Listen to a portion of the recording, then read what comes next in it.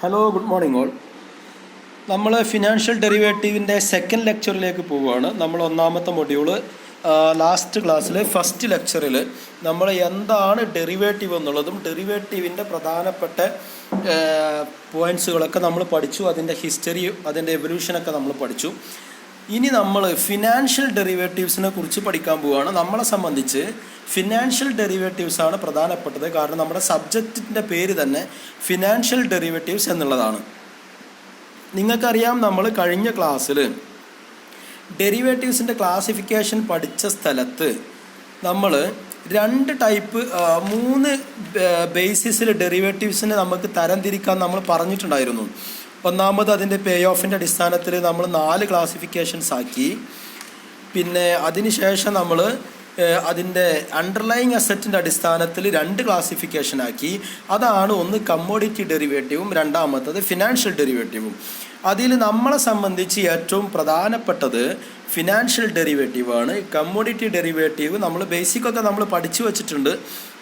അതിൽ നമ്മളെ സംബന്ധിച്ച് ഫിനാൻഷ്യൽ ഡെറിവേറ്റീവ് വളരെ ഇമ്പോർട്ടൻ്റ് ആണ്. കാരണം നമ്മുടെ സബ്ജക്റ്റ് ഫിനാൻഷ്യൽ ഡെറിവേറ്റീവ് ആണ്. ഓക്കെ, ഇനി നോക്കുക, എന്താണ് ഫിനാൻഷ്യൽ ഡെറിവേറ്റീവ്? ഫിനാൻഷ്യൽ ഡെറിവേറ്റീവ് എന്ന് പറഞ്ഞു കഴിഞ്ഞാൽ ഇറ്റ്സ് എ ഫിനാൻഷ്യൽ കോൺട്രാക്റ്റ് എന്ന് വെച്ച് കഴിഞ്ഞാൽ ഡെറിവേറ്റീവിൻ്റെ മീനിങ് തന്നെ that derives it's value from N underlying asset. The asset may be stock or bond or interest rate or currencies. ഇങ്ങനെയുള്ള ഏതെങ്കിലും ഒരു ഫിനാൻഷ്യൽ അസറ്റ് ആയിരിക്കും അതിൻ്റെ അണ്ടർലൈങ് അസറ്റ്. അതുകൊണ്ട് നമ്മൾ അത്തരം ഡെറിവേറ്റീവുകളെ ഫിനാൻഷ്യൽ ഡെറിവേറ്റീവ് എന്ന് പറയുന്നു.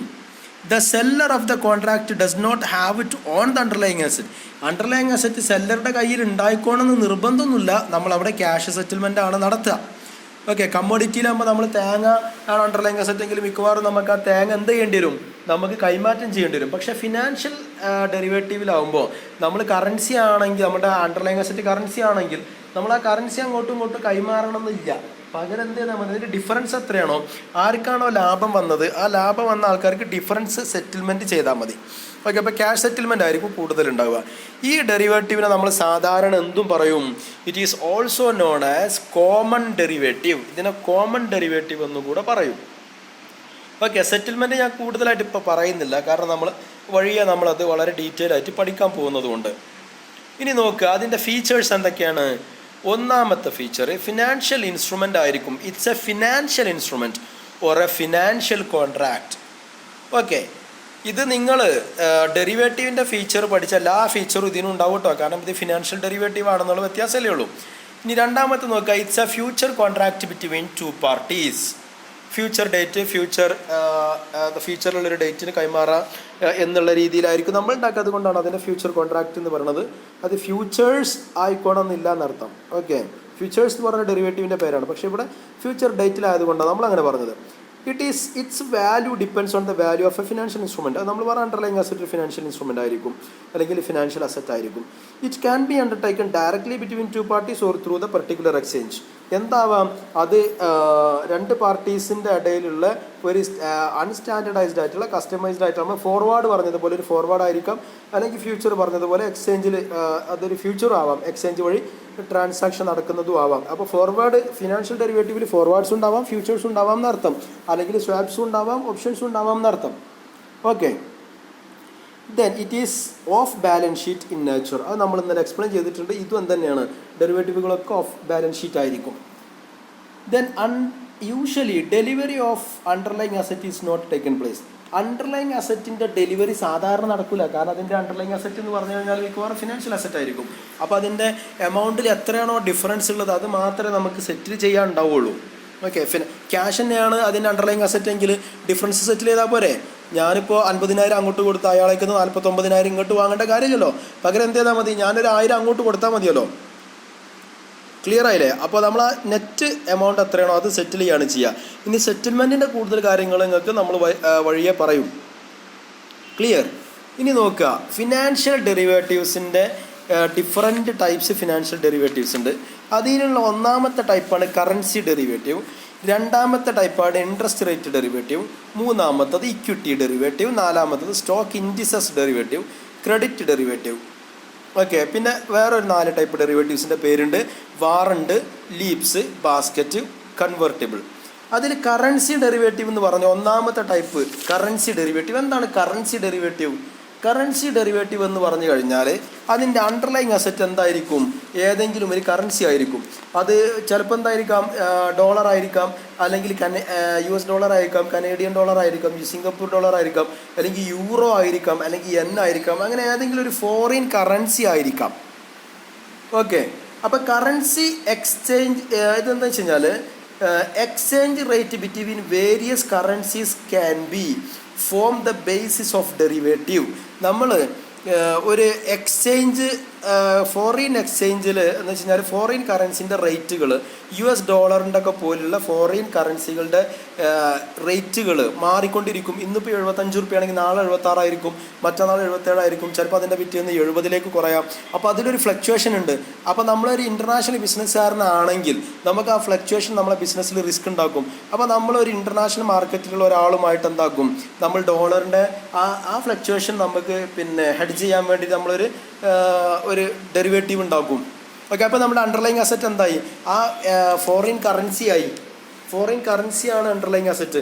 അപ്പോൾ അണ്ടർലൈങ് അസറ്റ് ഫോറിൻ കറൻസി അല്ലെങ്കിൽ ഏതെങ്കിലും ഒരു കറൻസി ആണെങ്കിൽ അതിന് നമ്മൾ എന്ത് പറയും? കറൻസി ഡെറിവേറ്റീവ് എന്ന് പറയും. അതുപോലെ രണ്ടാമത്തതാണ് interest rate derivative. Interest rate derivative എന്ന് പറയുമ്പോൾ ഇതിൻ്റെ അണ്ടർലൈങ് അസറ്റ് എന്താണ്? ഇൻട്രസ്റ്റ് റേറ്റ് ആയിരിക്കും. Okay. Most common interest rate on which derivatives are traded in London interbank offer rate. LIBOR എന്ന് പറയുന്ന ഒരു London interbank offer rate എന്ന് പറഞ്ഞ ഒരു ഇൻട്രസ്റ്റ് റേറ്റ് ഉണ്ട്. അതിലാണ് കൂടുതൽ ചെയ്യുക. ഞാനൊരു എക്സാമ്പിൾ നിങ്ങൾക്ക് പറഞ്ഞുതരാം. നമ്മൾ ഇൻട്രസ്റ്റ് റേറ്റ് എന്ന് പറയുമ്പോൾ നമ്മൾ ഒരാൾക്ക് ലോൺ എടുക്കുകയാണ്. അപ്പോൾ അയാൾക്ക് എന്ത് കിട്ടുന്നുണ്ട്? ഫ്ലക്ച്വേറ്റിംഗ് ഇൻട്രസ്റ്റ് റേറ്റിൽ എന്ന് വെച്ച് കഴിഞ്ഞാൽ നമ്മൾ ഒരു വേരിയിങ് ഇൻട്രസ്റ്റ് റേറ്റിൽ അയാൾക്ക് ലോൺ കിട്ടും.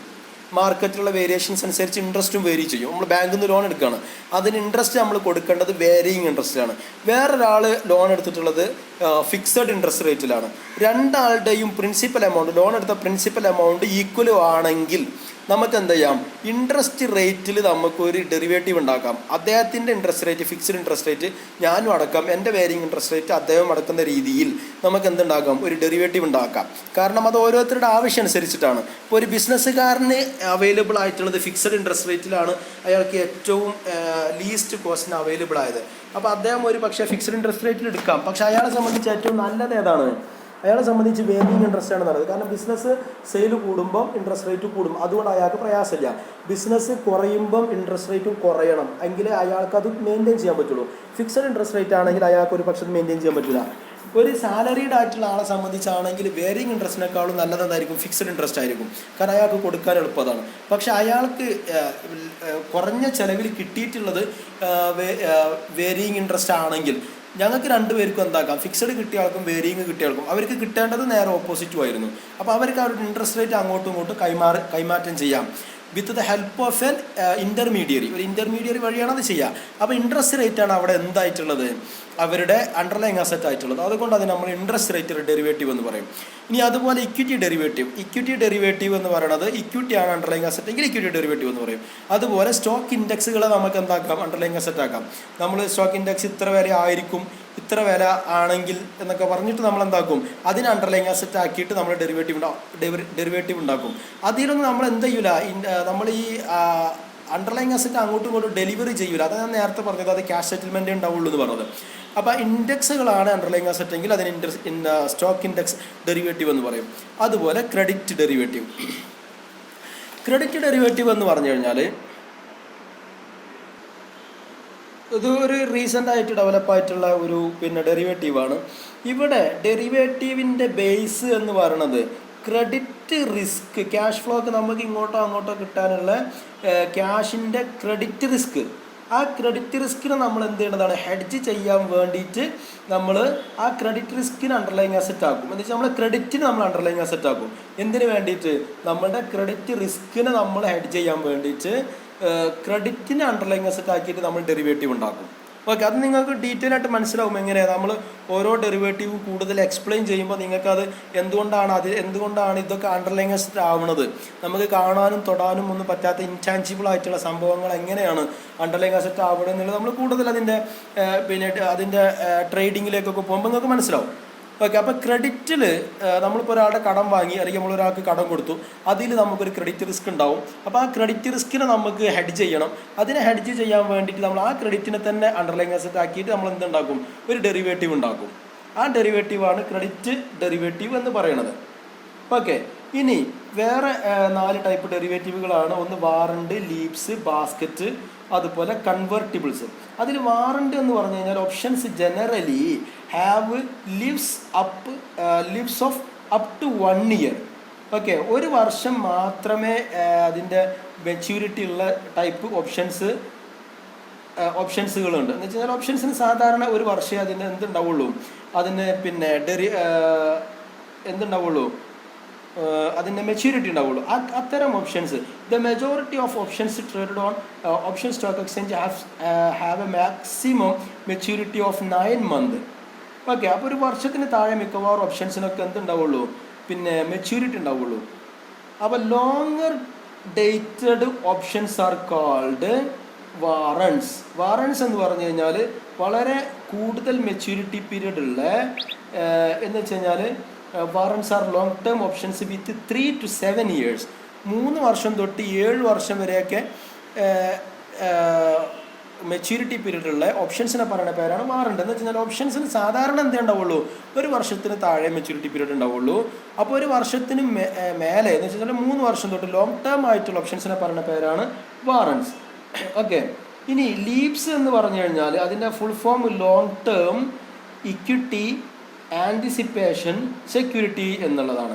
Okay. These are options having a maturity up to 3 years. 3 വർഷം വരെയാണ് നമ്മുടെ മെച്യൂരിറ്റി എങ്കിൽ അതിനെന്ത് പറയും, ലീവ്സ് എന്ന് പറയും. ഓക്കെ. ബാസ്ക്കറ്റ് എന്ന് പറയുന്നത് these are options on portfolios of underlying asset. Okay. നമ്മൾ ഒരു പോർട്ട്ഫോളിയോസിന് മൊത്തം ഒരു സെക്യൂരിറ്റി മാത്രമല്ല, ഒരു കൂട്ടം സെക്യൂരിറ്റി, ഒരു അണ്ടർലൈങ് അസറ്റ് ആക്കി വെച്ചിട്ടുള്ളത് ഒരു സെക്യൂരിറ്റി അല്ല, ഒരു കൂട്ടം സെക്യൂരിറ്റീസ്, ഒരു പോർട്ട്ഫോളിയോനെ ആണെങ്കിൽ അതിനെ നമ്മൾ ബാസ്ക്കറ്റ് എന്ന് പറയും. ഓക്കെ. കൺവെർട്ടിബിൾസ് എന്ന് പറഞ്ഞു കഴിഞ്ഞാൽ it's a hybrid security. They combine the basic attributes of fixed interest and variable return securities. അതിൻ്റെ example include convertible bond, convertible debenture, convertible preference shares etcetera. These are also called equity derivative security. They can be fully or partially converted into equity shares of the issuing company at a predetermined terms. നമ്മളെ equity തന്നെയാണ് എന്തായിട്ടുണ്ടാവുക, അതിൻ്റെ base ആയിട്ട് underlying asset ആയിട്ടുണ്ടാവുക. പക്ഷെ ഒരു നിശ്ചിത സമയത്ത് നമ്മൾ ആദ്യം തീരുമാനിച്ചിട്ടുള്ള കണ്ടീഷൻ്റെ ബേസിൽ നമുക്ക് ഈ ഇക്വിറ്റീസിന് എന്താക്കാൻ പറ്റും, അതിനെ കൺവേർട്ട് ചെയ്യാൻ പറ്റും. ഓക്കെ. അത്തരം ഡെറിവേറ്റീവുകളെയാണ് നമ്മൾ കൺവെർട്ടിബിൾ എന്ന് പറയുന്നത്. ഓക്കെ. അപ്പോൾ നിങ്ങൾക്ക് ക്ലിയർ ആയല്ലോ എന്താണ് ഡെറിവേറ്റീവ്, ഫിനാൻഷ്യൽ ഡെറിവേറ്റീവ്, എന്താണ് അതിൻ്റെ ബേസിക് ടൈപ്സ്, എന്താണ് അതിൻ്റെ ഫീച്ചേഴ്സ് എന്നുള്ളതൊക്കെ നിങ്ങൾക്ക് ഇപ്പോൾ ക്ലിയർ ആയല്ലോ. ഫീച്ചേഴ്സ് ഒക്കെ ക്ലിയർ ആയല്ലോ. ഓക്കെ. ഇനി ബാക്കി കാര്യങ്ങൾ നമുക്ക് നാളെ പറയാം. That's all. Thank you.